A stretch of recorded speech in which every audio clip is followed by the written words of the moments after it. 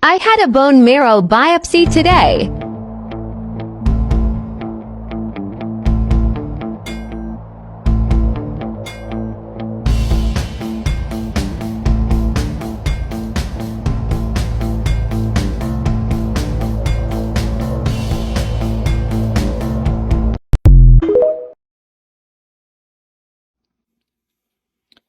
Okay, so ignore the knee brace. Totally unrelated injury. But I am perfectly fine. The IV bruised me up a little bit, but which is normal.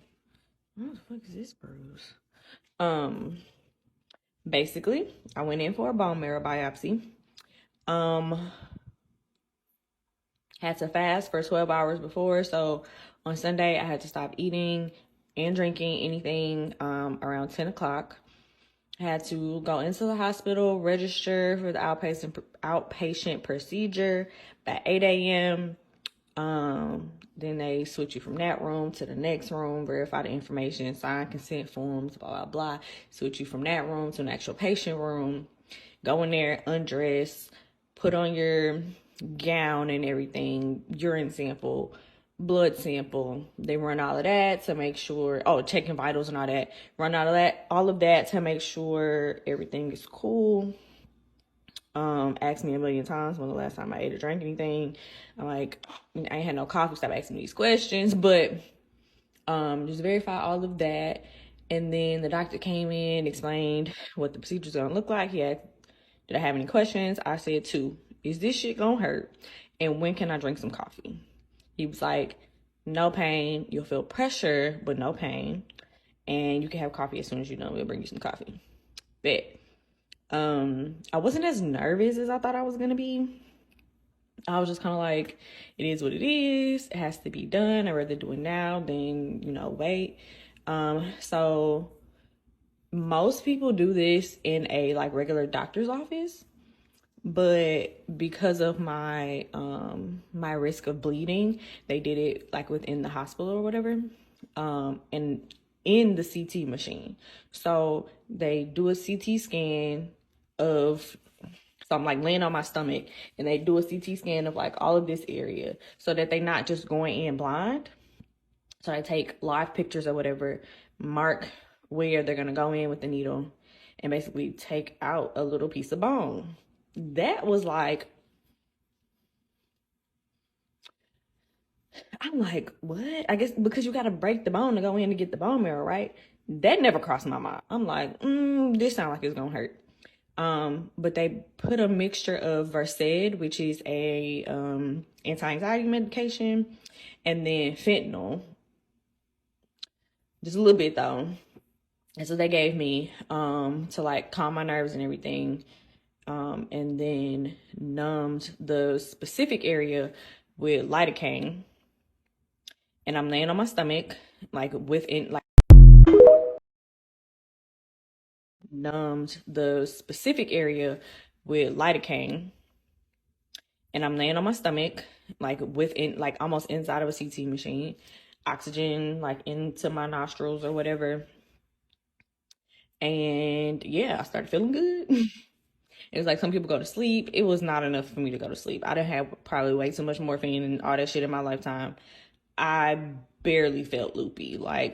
I just felt calm. I feel like it was more of the anti-anxiety medication that did whatever for me.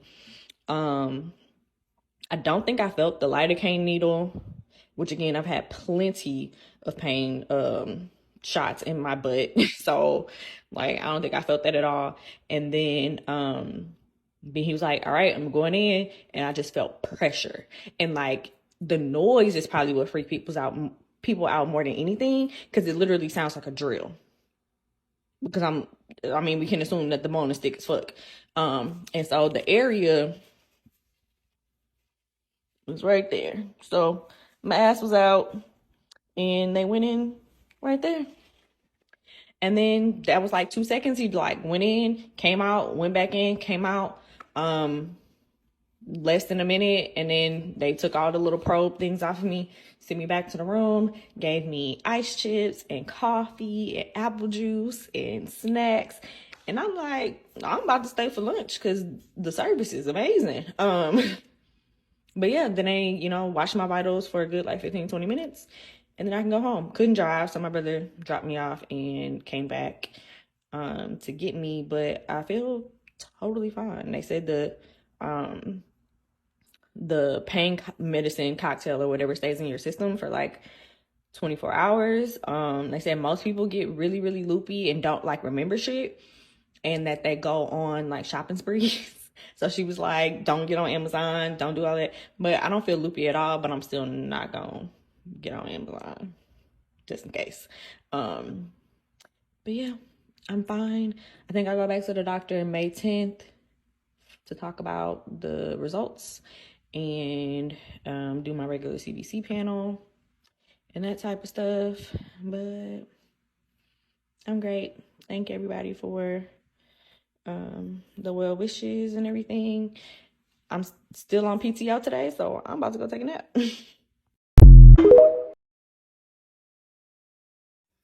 Okay, update.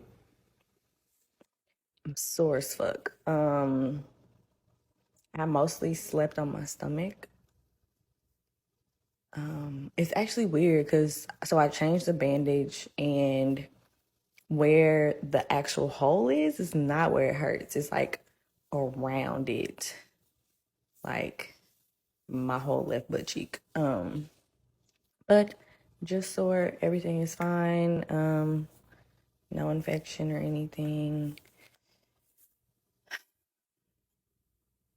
I'm probably go to work today because I was bored as shit yesterday. Well, not go to work, open my computer. I was super bored yesterday and all I did was slept. So we're gonna see what today hitting for.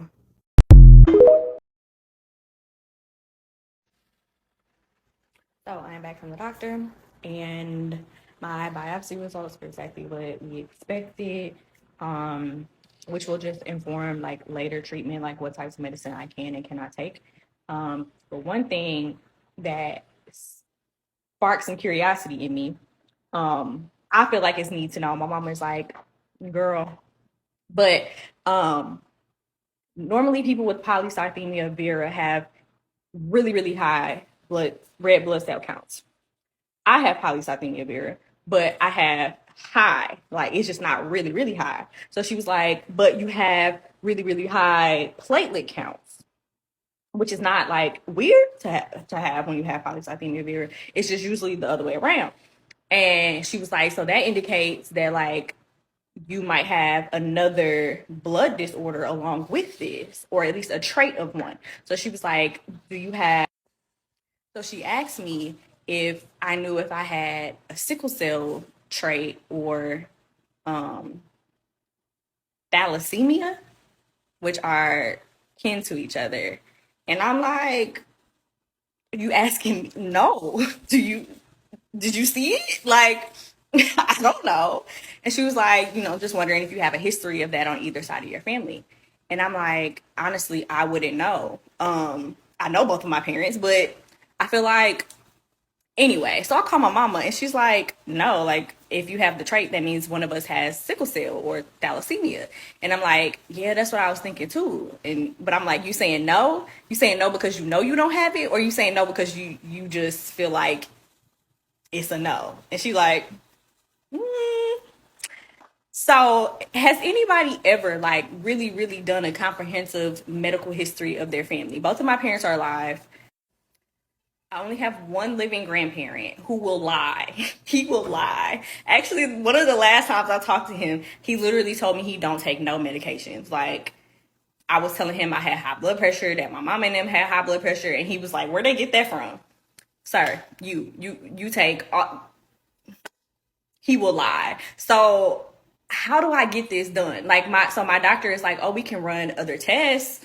To look for certain shit. These words be going over my head, so I'm dumbing it down because that's the only way I can understand. But she's like, there's other tests that we can run to look for those traits. So I'm opting to do that. I'd rather know than no, than not know. Because if I have a sickle cell trait or a thalassemia trait that affects my children, future children, hypothetical children, Like, don't y'all just want to know? So if you are a family member and you following me, I'm about to ask you hella questions.